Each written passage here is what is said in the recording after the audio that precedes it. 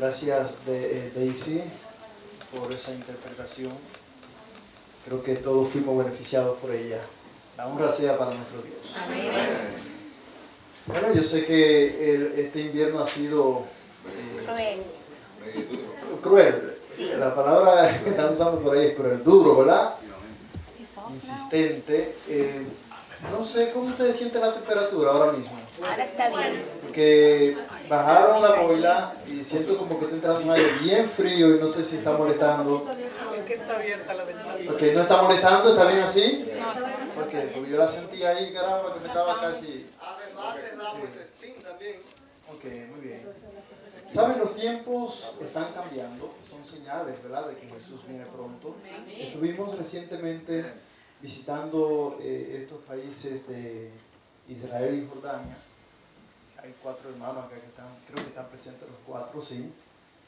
Fueron a ese viaje espiritual, histórico. Yo sé que vinieron bien inspirados de ahí. Y aún allá, un lugar que cae nieve muy raro. 8 años hacían que no caía nieve y ahora cayó nieve. Inclusive hubo un lugar que no pudimos, un día no pudimos salir. Yo pienso que cayeron unas 3, 4 pulgadas, ¿verdad?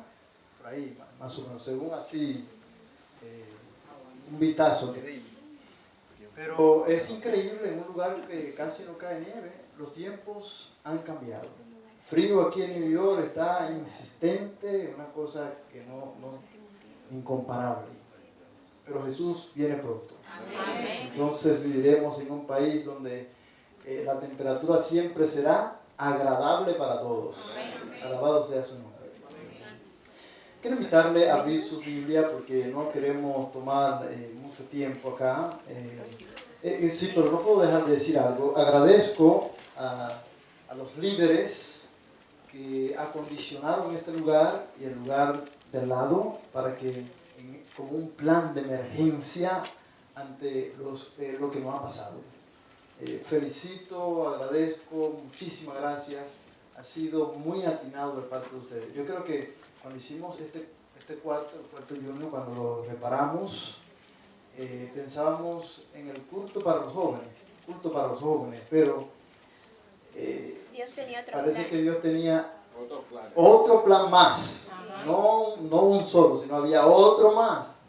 Esto cayó, ¿verdad?, como anillo al dedo. Gracias a Dios. La honra sea para Dios. Qué bueno, eres bueno. Y nos va a sorprender con eso que nos ha pasado.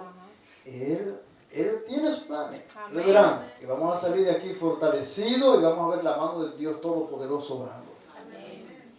Les invito a abrir sus Biblias en el libro de Daniel, capítulo 7, versos 9 y 10. Daniel 7, versos 9 y 10.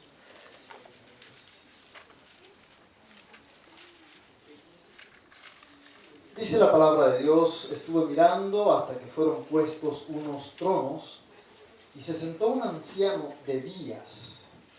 Su vestido era blanco como la nieve y el pelo de su cabeza como lana limpia.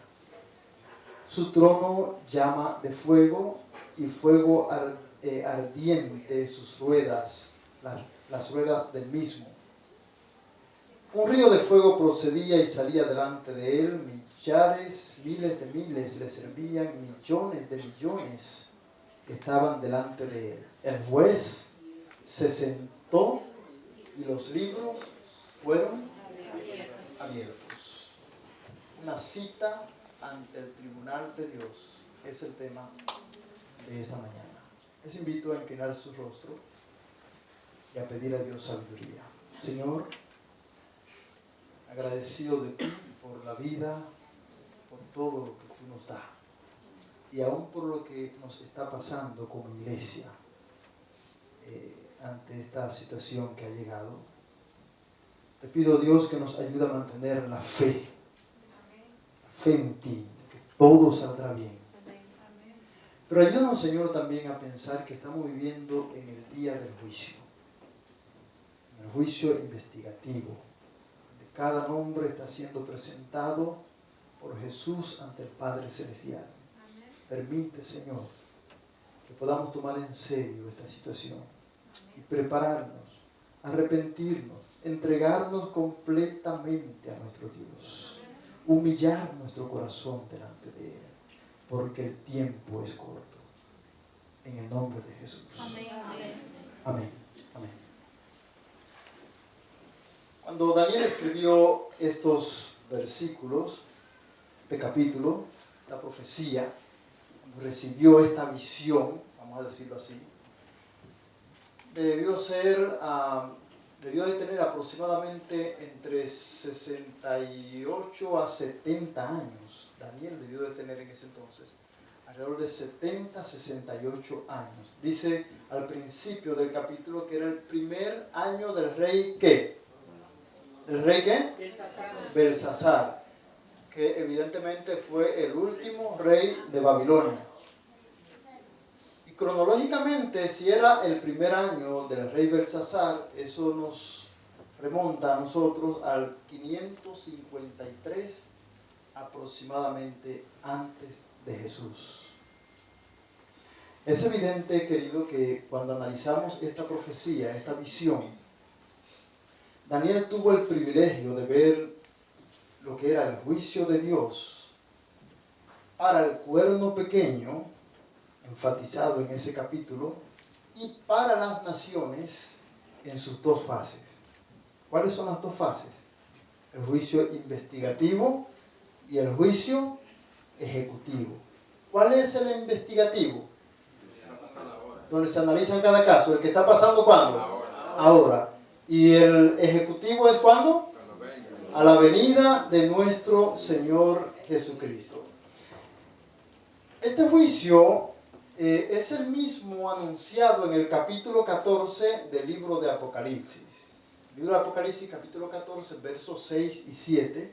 Dice, vi otro ángel. ¿Cómo dice la palabra? Vi otro ángel volar por el medio del cielo que tenía ¿qué? El evangelio eterno. ¿Para qué? Para ser predicado ¿a quiénes? A todas naciones, tribu, lengua y pueblo. Y en gran voz decía que adorad, temed a Dios y dadle honra. ¿Por qué? Porque la hora de su juicio ha llegado. Y adorad a aquel que hizo que los cielos, la tierra, el mar y las fuentes de las aguas. Es el mismo juicio. Es el juicio que se está celebrando hoy en el cielo y que yo presiento, querido hermano, que nosotros vivimos un poco ignorantes a veces de esa situación. El estilo de vida cristiana que llevamos nos dice como que no puede percibir, como que estamos completamente desenfocados de esa gran realidad. Lo que está pasando en el cielo, querido hermano, es serio, es contundente. Es un asunto que al terminar, que no sabemos cuándo va a terminar, dice la palabra de Dios que lo que sea sucio va a ser ¿qué? Más sucio. Y lo que sea limpio, sea ¿qué? Más limpio todavía. ¿Cuándo comenzó el juicio investigativo? Es una gran pregunta que deberíamos hacerlo. ¿Cuándo comenzó? 1844. Yo sé que todo adventista que tiene ya cierto tiempo en la iglesia sabe muy claramente esa fecha. 1844 comienza el juicio ¿qué? Esa fase que se llama investigativo. Ahora, ¿cuándo termina? No cuando Él venga. Antes de Él venir. No sabemos. No sabemos. No es a la segunda venida. Porque ya antes, cuando Él diga, hecho está, ahí termina todo. Entonces dice la palabra que habrá una angustia tan grande en la tierra, cual nunca lo hubo ni lo habrá. La palabra de Dios le llama a esa angustia, ¿la angustia de qué? La angustia de Jacob. Será su tiempo entre el final del juicio y su segunda venida. Eso, querido hermano, el secreto del asunto está en que no sabemos cuándo terminará. Puede ser mañana. Este tema, querido hermano, no es para que tengamos miedo. No se trata de miedo. Ningún tema bíblico debe de infundirnos miedo. Pero sí temor. Respeto y reverencia. Humillación. Cuando nosotros analizamos lo que era el juicio, el día del juicio para Israel, el Yom Kippur, el día de la expiación, que es lo mismo, ¿verdad? Podemos compararlo, hacer un paralelismo entre lo que pasaba allá y lo que está pasando ahora. 10 días antes sonaban las trompetas. ¿Y el pueblo qué tenía que hacer? Prepararse de una vez para lo que iba a pasar. Ese día, cuando llegaba ese día 10 del mes de Tishri, aproximadamente octubre, ¿verdad? Octubre, se puede decir el mes de octubre en el otoño. Toda alma debía de afligirse delante de Jehová. Todos los pecados tenían que estar como completamente confesados. Nadie debía de pasar por alto lo contundente e importante que era esa fecha. Porque ese día, si usted no había arreglado su situación con Jehová, ¿qué pasaba? Era cortado del pueblo. No tenía ya parte con el pueblo de Israel. Y es lo mismo que va a pasar. Al terminar este juicio, querido hermano, si usted no humilló su vida delante de Jehová, si no hizo los arreglos necesarios, va a haber asumirá una de dos decisiones: o vida eterna o perdición eterna. Es inevitable, a veces no nos gusta hablar de perdición eterna porque decimos, no, porque los evangélicos predican así. Es una realidad bíblica. Hay dos caminos a seguir: el del bien o el del mal, el de perdición o el de ¿qué? O el de salvación. Eso es claro y contundente. Así que en el año 1844 comenzó esta primera fase que se llama el juicio investigativo. No sabemos cuándo terminará, pero día a día hay que estar preparado. La pregunta clave que deberíamos hacernos cada uno de nosotros es: ¿cómo puedo yo salir victorioso de este proceso? Esa es la pregunta que usted se tiene que hacer, es la que yo me tengo que hacer. ¿Cómo puedo yo salir victorioso de este proceso? Parece algo sencillo y a la vez complejo. Porque si hay una cosa, la solución a ese dilema, si hay una cosa que al ser humano no le gusta hacer, es humillar su vida delante de Dios. Yo no sé por qué. Es algo sencillo. Salir victorioso es simplemente reconocer nuestros pecados, confesarlos y apartarnos de ellos. ¿Ven? Parece sencillo, ¿correcto? 1, 2. Parece sencillo, ¿verdad? Pero a la vez pareciera como que es complicado, porque muchos de nosotros rehusamos a humillar nuestra vida delante de Dios. Reconocer que verdaderamente somos pecadores. Hay problema. Sí, muy bien. Así que... muy bien, hasta me asusté yo. Se quedó sin corazón. La clave, querido hermano, para salir victorioso es simplemente reconocer nuestros pecados. ¿Qué más? Confesar nuestros pecados. ¿Y qué más? Y apartarnos de ellos. Miren, en todo proceso de juicio, miremoslo de manera humana, un juicio, un juzgado, hay varios elementos que se conjugan, ¿sí? Debe de estar presente un juez, ¿sí o no? Un juez. Debe de estar presente, ¿quién más? Testigos. Un abogado, por lo menos, a veces varios abogados. Debe haber un fiscal o acusador. Dije testigos, ¿verdad? Debe de haber un código de ley en base al cual se hace el juicio. ¿Qué más? Debe de haber libros donde se escribe cada detalle de ese juicio. ¿Y qué más? Ay, mira, lo dejamos para último. Parece que no me gusta escuchar esa parte. Y un acusado, ¿que es quién? En este caso, ¿quiénes son? Los pecadores. Vamos por parte. El juez. ¿Quién es el juez en el juicio celestial? Si usted nota, en este capítulo 7, dice que hay un anciano de día que se sienta en el trono. Dios el Padre. No hay otra salida. Ese es ¿qué? Dios el Padre. El supremo juez. No se me adelanten con lo que voy a decir, ¿verdad? Porque voy a llegar al nivel que ustedes dijeron. El supremo juez es Dios el Padre. ¿Ok? Pero Él ha dado el juicio, la ha puesto en manos de ¿quién? De Cristo Jesús. Hay algo interesante que cuando vemos esa descripción de ese anciano de día que se sienta en el trono, por lo general nosotros tendemos a ver, bueno, aquí hay crueldad o hay bondad. ¿Será un viejito cascarrabia que se sienta ahí y que está listo para juzgar y implacablemente y acabar con el pecador? ¿Será ese el concepto que tenemos? Quiero decirle, querido hermano, que aunque Daniel presenta, en esa revelación se presenta a ese anciano de día, bajo ningún concepto nosotros podemos pensar que Dios el Padre es un anciano. No se trata de eso. Aquí hay un lenguaje didáctico, queridos hermanos. ¿Un lenguaje cómo?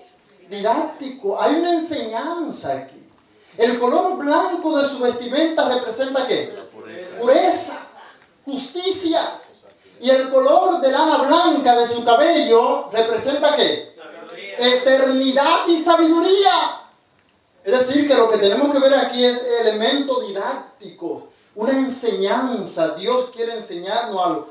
Jamás debemos de pensar que Dios el Padre es un anciano, porque realmente no tenemos prueba de eso. Inclusive, hay una cita del Espíritu de Profecía. Primero voy a decir lo que dice la Biblia. Dice, a Dios nadie le vio jamás. Juan 1:18. Y Ellen White dice en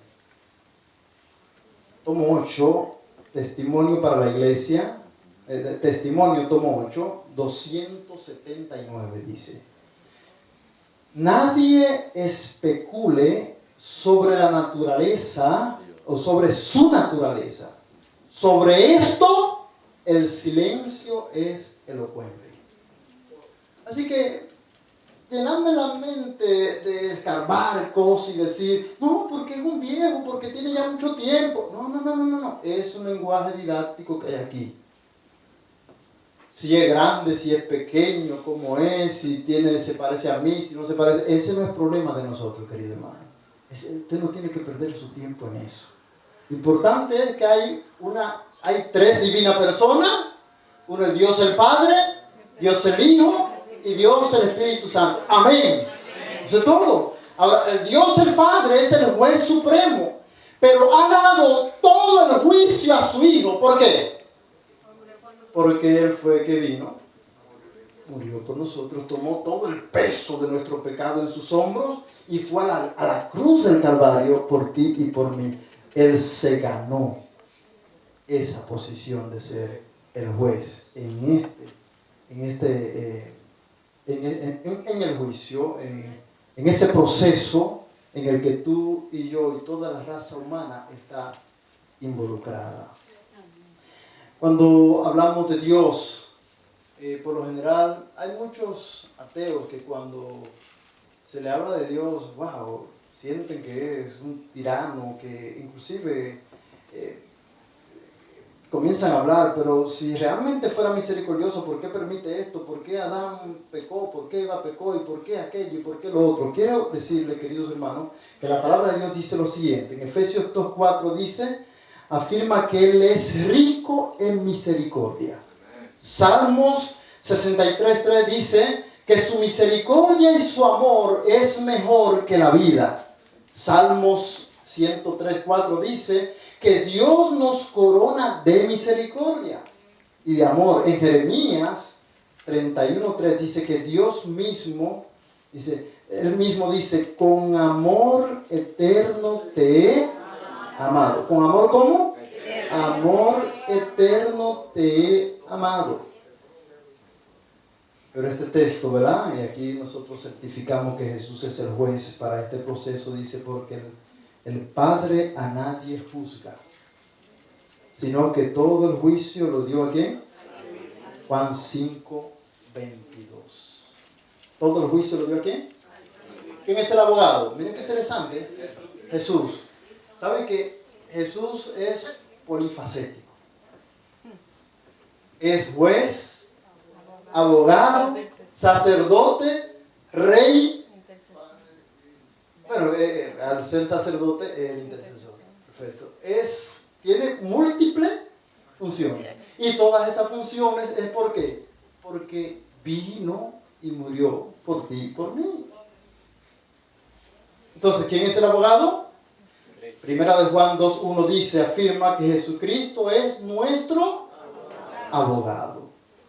Ahora bien, ¿quiénes son los acusados? ¿Quiénes?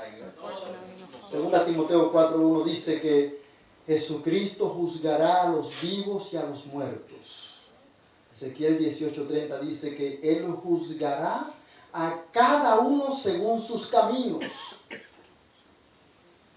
Primera de Pedro 4:17 dice, así obrad como aquellos, Primera de Pedro 4:17, porque es tiempo, de que el juicio comience, ¿por qué? Por la casa de Dios. Y si primero comienza por nosotros, ¿cuál será el fin de aquellos que no obedecen el Evangelio? Así que, ¿quiénes son los acusados? Ahora, diríamos, ¿el mundo o su iglesia? Su iglesia. Es decir, que ¿quiénes entran en este proceso? ¿Quiénes específicamente entran? Todos aquellos que han aceptado a Jesús como su Salvador. Todos que han aceptado el Evangelio eterno. Desde Adán y Eva hasta el fin de la historia, ese pueblo que acepta a Jesús, esos son los acusados.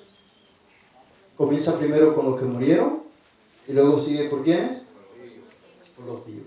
Porque el juicio de los que se han de perder, ¿quiénes lo tendrán? ¿Quiénes?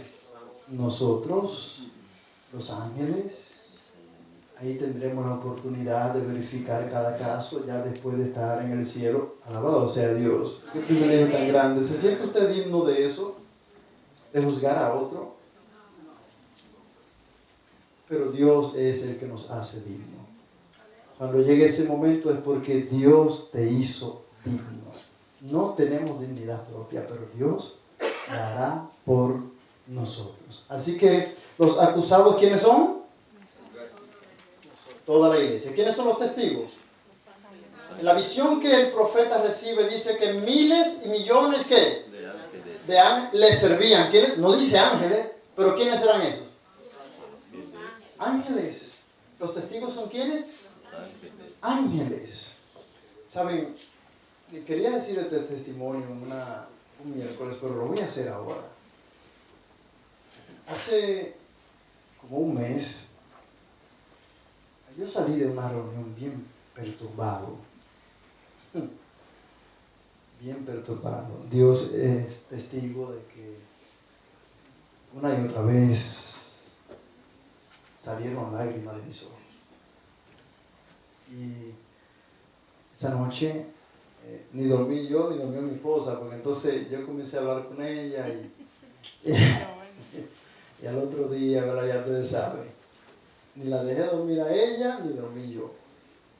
Pero me propuse comenzar a orar en un horario más temprano de lo que acostumbro orar. Entonces, pidiéndole a Dios que me dé, porque ya como que sentía que no sabía qué hacer, qué hago, qué es lo que está pasando, por qué. Y comencé a orar. Esa primera noche, eso fue después que no pudimos dormir. La siguiente noche comencé ese programa de oración.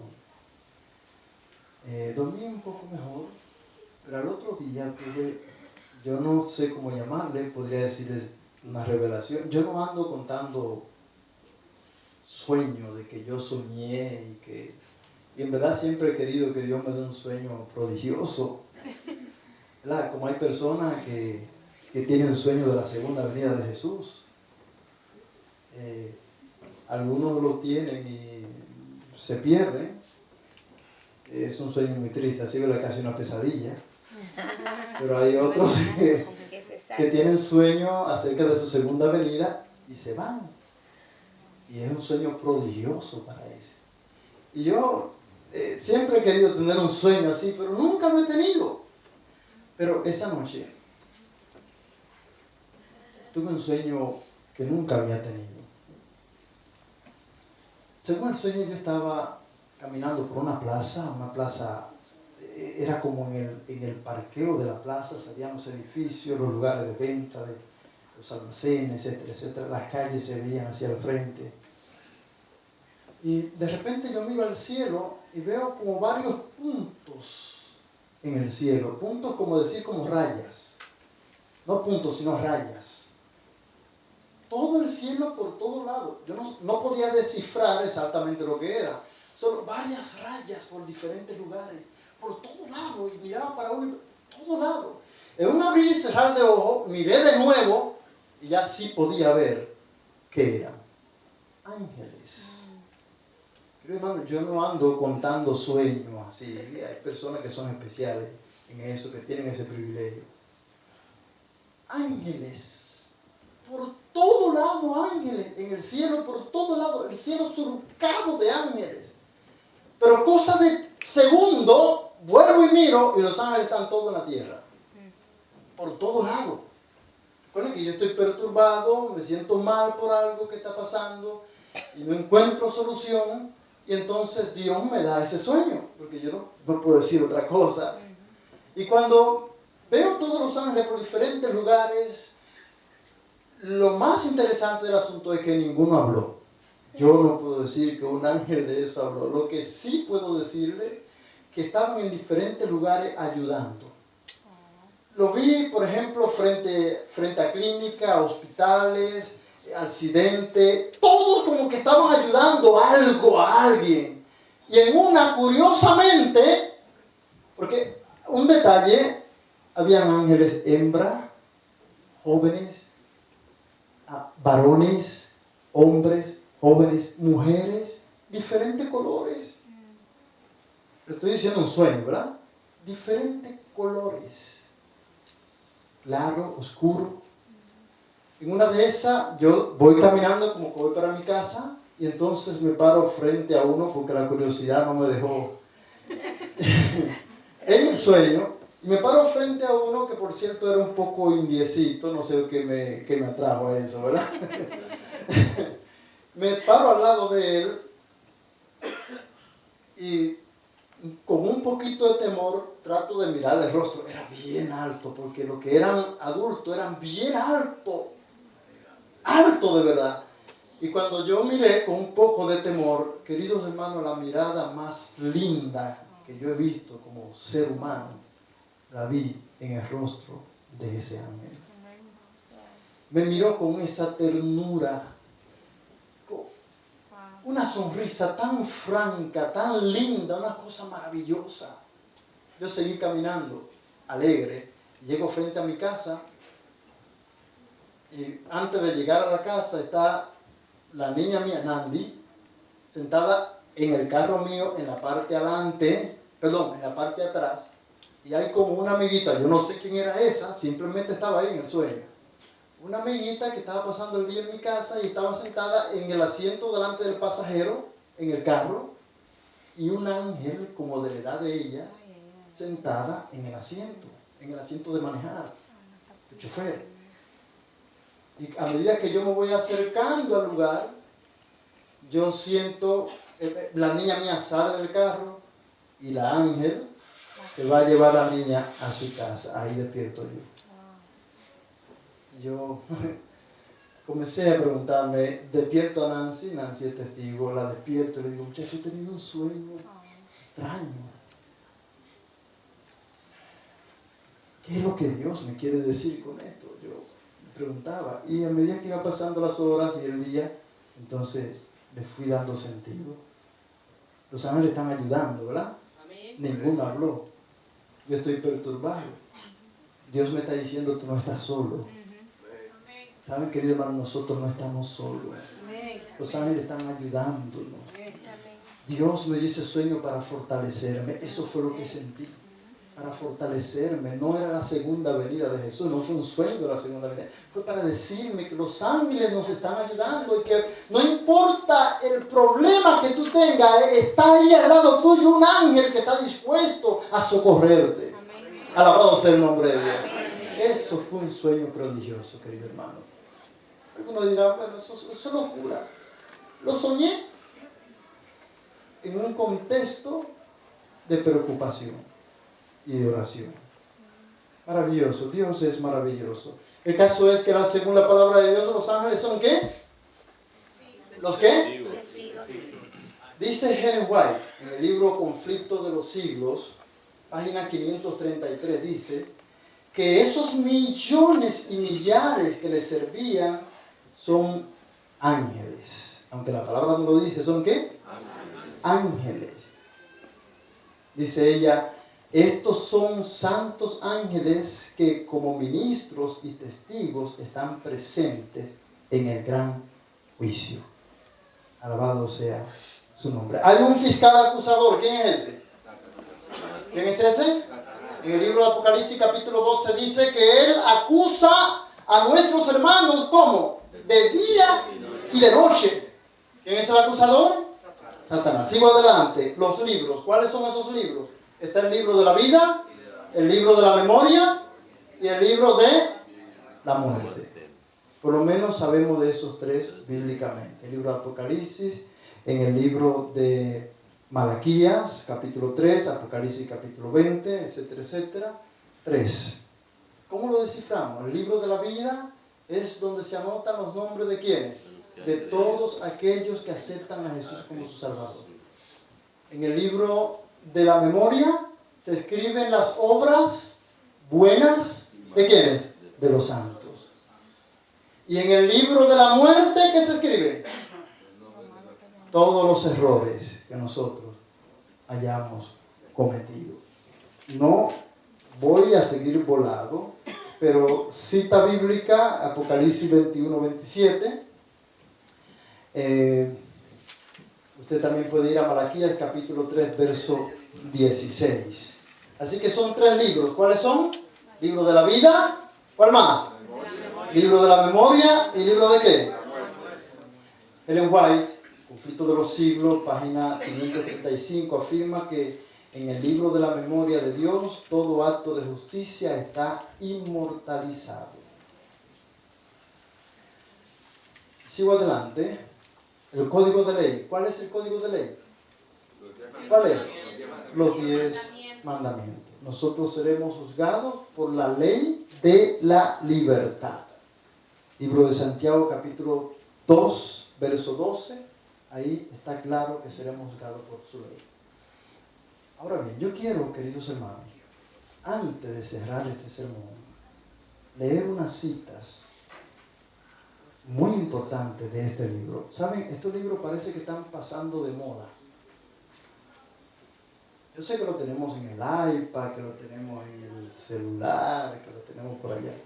Pero estoy diciendo que están pasando de moda en el sentido de que parece que a nadie le interesa. No estamos leyendo el espíritu de profecía. Eso es lamentable. Lamentable, querido. Y por eso es que estamos como estamos. Voy a leer algunos párrafos de este libro que tienen que ver con este tema, que yo quiero que usted preste suma atención.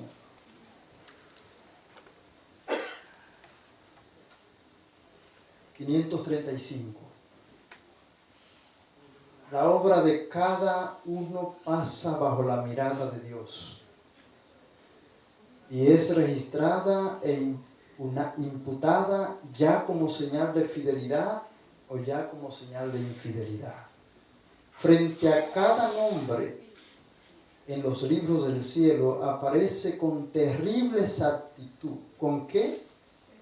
terrible actitud, cada mala palabra, cada acto egoísta, cada deber descuidado y cada pecado secreto,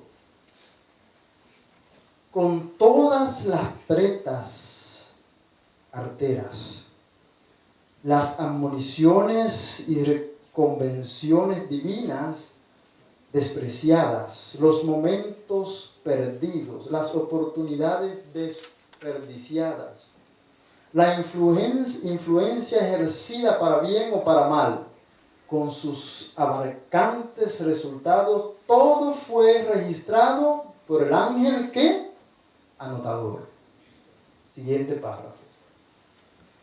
En la misma página, está 536, al final, dice: a medida que los libros de memoria se van abriendo en el juicio, las vidas de todos los que hayan creído en Jesús pasan ante Dios para ser examinadas por Él, empezando por los que vivieron los primeros en la tierra.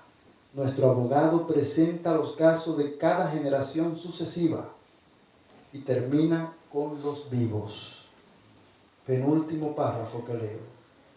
Cada nombre es mencionado, cada caso cuidadosamente investigado. Habrá nombres que serán aceptados y otros serán ¿qué? Rechazados.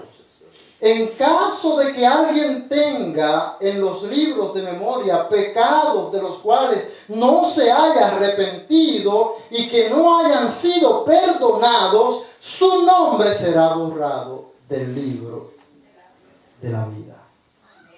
Y la amén. Y la mención de sus buenas obras será borrada de los registros de Dios. El Señor declaró a Moisés: el que haya pecado contra mí, a este borraré de mi libro. Y el profeta Ezequiel dice: si el justo se apartare de su justicia y cometiere maldad, todas las justicias que hizo se vendrán ¿a qué? Vendrán en memoria. Ezequiel 18:4. El último párrafo que leo es este: a todos los que se hayan arrepentido verdaderamente de su pecado y que hayan aceptado con fe la sangre de Cristo como su sacrificio expiatorio, se les ha inscrito el perdón frente a sus nombres en los libros del cielo. Amén. Ahora, ¿cómo llegaron a ser partícipes de la justicia de Cristo y de su carácter? Está en armonía con la ley de Dios. Sus pecados serán borrados y ellos mismos serán juzgados dignos de la vida eterna. Alabado sea el nombre de nuestro Dios. Leí una historia de un señor que era un rico muy influyente en un pueblo. Este señor, al tener tanta fortuna, pues con facilidad humillaba a los demás. Un día se la cogió con una pobre viuda. La humilló públicamente. No solo la humilló, sino también que le pegó. El niño pequeño que estaba al lado estaba mirando el cuadro de cómo este rico influyente maltrataba y avergonzaba y escarnizaba, ¿verdad? ¿Así era la palabra? A esa pobre mujer. Todo eso quedó grabado en la mente de ese niño. Al pasar el tiempo, este niño se hizo un pintor, un famoso y destacado pintor. Todos querían ver lo que él plasmaba, lo que él pintaba, sus cuadros fabulosos. Él nunca borró esas escenas y la llevó con un pincel, describió lo que había ocurrido ese día. Su mamá y ese hombre rico maltratándola. Ese era el cuadro. Una gran exposición tenía ese día cuadros de gran categoría. Y ahí viene ese hombre entrando a ese lugar, a la sala de exposición, ya un viejito con un bastón en la mano, el señor que había humillado a su mamá. Y él comienza a mirar los cuadros fabulosos, lindos, preciosos, hasta que llega frente a ese cuadro, que de una vez lo desnudaron. De una vez entendió que se describió lo que él había hecho, porque estaba su persona pintada y estaba la persona de la viuda pintada. El hombre se inquieta y manda a buscar al pintor y le dice: ¿cuánto quiere por este cuadro para que lo desaparezca completamente? Que no se venda un solo. Le dice: usted no tiene dinero. El muchacho lo conocía. Todo su dinero no sirve para yo hacer lo que usted quiere que yo haga. Ese cuadro llegará a todos los lugares el que le interese. Así que su dinero no sirve para eso. Querido hermano, cada acto escrito en ese libro de la muerte, no importa la influencia que tú tengas, no importa los diezmos que tú des, no importa cuántas veces tú vengas a la iglesia, no importa cuánta obra generosa, cuánta obra misionera hiciste, no hay manera de cómo borrar eso de manera humana. No hay manera. Solo la sangre de Jesús puede limpiar ese acto pecaminoso. Y la única manera de tú lograr que Dios borre ese acto pecaminoso es cuando tú verdaderamente te humillas de todo corazón, como lo hacía cada israelita cuando llegaba el día del yotma, del juicio, el día de la expiación. Se arrodillaban, se postraban, dejaban todo a un lado y se concentraban en ese día que era especial para ellos y determinante. ¿Qué harás tú? ¿Qué estás haciendo? Este es el día del juicio. Lo estamos viviendo. ¿Te quedarás como que nada está pasando? ¿Esperará que termine para entonces reconocer cuáles son tus tropiezos? Todavía hay tiempo para ti y para mí. Recuerden que solo son 3 pasos claros. Si comete algún pecado, ¿qué? Abogado tenemos para el Padre. Solo son 3 pasos. Reconoce tus pecados, confiesa tus pecados y apártate de ellos. Y Dios tendrá misericordia de ti y de mí. Hay alguien aquí en esta mañana que dice: yo quiero que mi nombre permanezca en el libro de los cielos, en el libro de la vida. Yo quiero verle pie a aquellos que dicen: yo quiero que mi nombre permanezca en el libro de la vida. Dios te bendiga. No se pare porque yo lo mandé a parar. Los ángeles lo están mirando. Dios lo está mirando. Él es el testigo especial. Usted debe de concentrarse, ¿verdad? Usted se paró y quiere hacer un pacto con Dios. Hágalo de todo corazón. El tiempo es corto y la venida de nuestro Señor Jesucristo está ¿qué? Cerca. Y el juicio de Dios comenzó y no sabemos cuándo terminará. Me gustaría que cantemos el himno final y entonces tengamos la oración en beneficio de todos nosotros.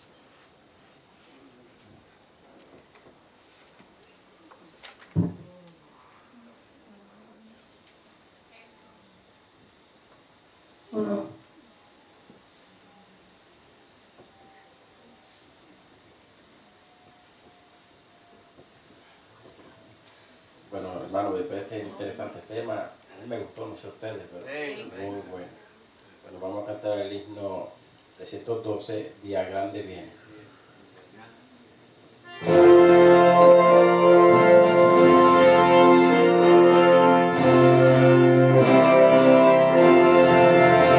Día grande viene, un día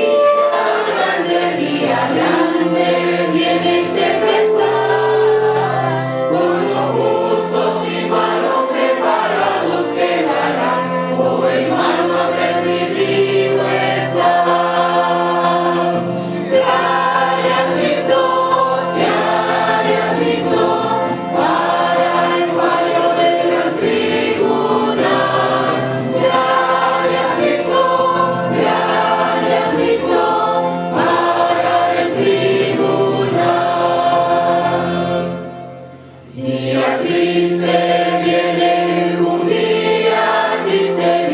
día triste viene y cerca está, cuando pecadores nos conozco el juez dirá, oh hermano apercibido estás. Me hayas visto para el fallo del gran tribunal. Me hayas visto para el tribunal. Día alegre viene, un día alegre viene y siempre está. Mas su luz brilla solo a los que aman al Señor. Oh hermano apercibido estás. Me hayas visto para el fallo del gran tribunal. Me hayas visto para el tribunal.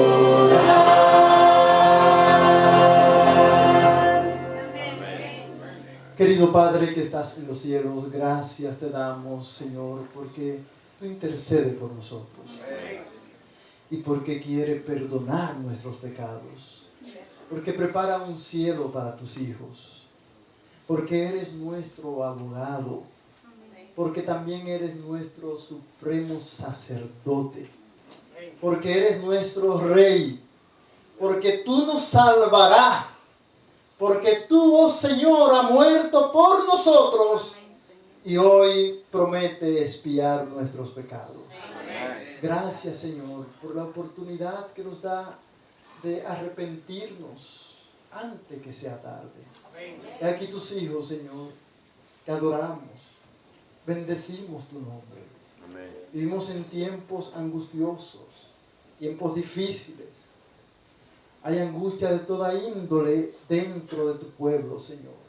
Quiero presentar de una manera especial también lo que estamos enfrentando aquí en Beirut con nuestro templo, Señor.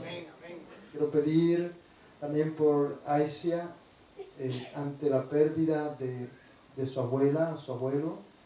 Te pido, Señor, que tú tengas piedad de él.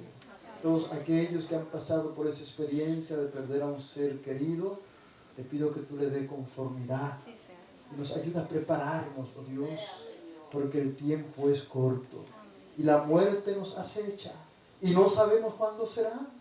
Tampoco sabemos cuándo terminará el juicio. Señor, ayúdanos a cambiar este comportamiento espiritual, a aferrarnos completamente a ti, a humillarnos completamente a ti, porque el día del juicio es ya y tú estás para venir. Gracias por todo, Señor, en el nombre de Jesús. Amén. Amén.